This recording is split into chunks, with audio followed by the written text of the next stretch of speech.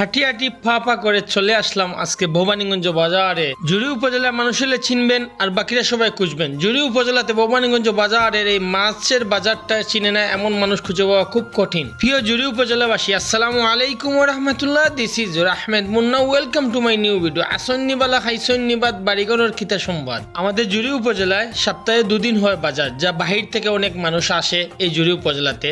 আর সোমবার এবং বৃহস্পতিবার এই দুদিন জুড়ি উপজেলার সবচেয়ে বড় বাজার।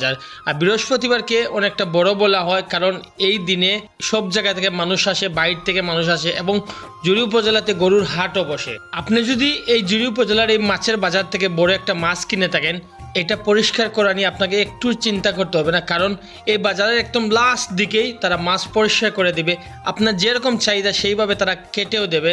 ভবানীগঞ্জ বাজার থেকে যদি আপনি মাছ কিনেন, তাহলে আপনার চিন্তা ভাবনা আছে একটা মুরগি কেনার জন্য, সেটাও আপনি এখানে পেয়ে যাবেন, কারণ একদম লাস্ট দিকেই আপনি পেয়ে যাচ্ছেন মুরগির দোকান। মুরগি কিনা শেষ হলে আপনার চিন্তা ভাবনা আছে একটু সবজি কিনবেন, কারণ এখানে আপনি পেয়ে যাচ্ছেন তাজা তাজা সব রকমের সবজি।